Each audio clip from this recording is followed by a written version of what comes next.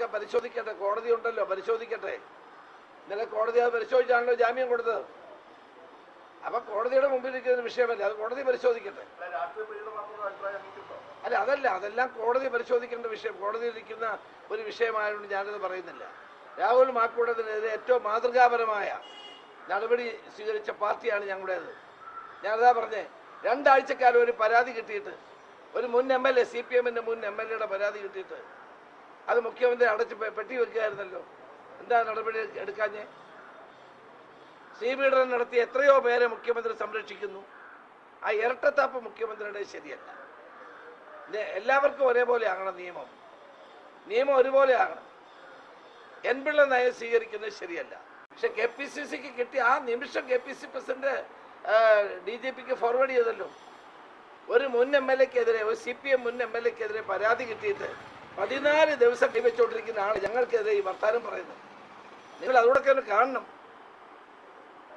ഒരു മുൻ MLA-ക്കെതിരെ പരാതി കിട്ടിയിട്ട് 2 ആഴ്ച കൈവച്ചുകൊണ്ടിരിക്കുക, എന്നിട്ട് ഞങ്ങൾക്കെതിരെ വർത്താനം പറയുന്നത്. ഹൈക്കോടതി പോയി ശ്രീപീഡനത്തിന് ഹൈക്കോടതി പോയി സേവിച്ചിരിക്കുന്ന ആളിനെ കൂടി നിർത്തിക്കൊണ്ടാണ് ഈ വർത്താനം പറയുന്നത്.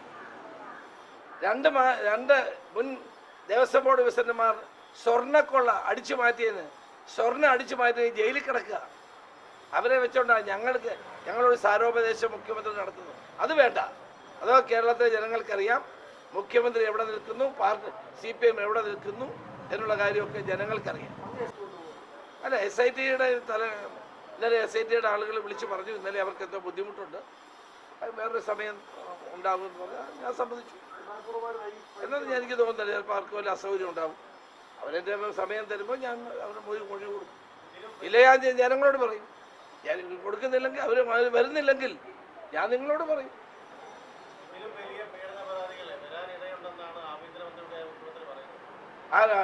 സ്വന്തം പാർട്ടിക്കാരെ പറ്റിയാണോ? സ്വന്തം CPM-ലെ പാർട്ടിക്കാരെ പറ്റിയുള്ള പരാതികൾ വരുമെന്നാണോ അദ്ദേഹം പറയുന്നത്?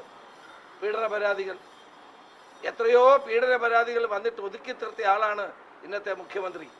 പാർട്ടി സെക്രട്ടറി ആയിരുന്നപ്പോഴും അല്ലാതെയും പാർട്ടി ഓഫീസിൽ ക്യാമറ വെച്ച് അത് പുറത്തു വന്ന സംഭവങ്ങൾ എത്ര പാർട്ടിക്കകത്ത് ഉണ്ടായിട്ടുണ്ട് എന്ന് ഞങ്ങളെ കൊണ്ട് പറയിക്കരുത് മുഖ്യമന്ത്രി. അദ്ദേഹം പാർട്ടി സെക്രട്ടറി ആയിരുന്നപ്പോൾ നടന്ന കാര്യങ്ങളൊന്നും ഞങ്ങളെ കൊണ്ട് പറയിക്കരുത്. ഇനിയും ഒത്തിരി പറയാനുണ്ട് ഞങ്ങൾക്ക്.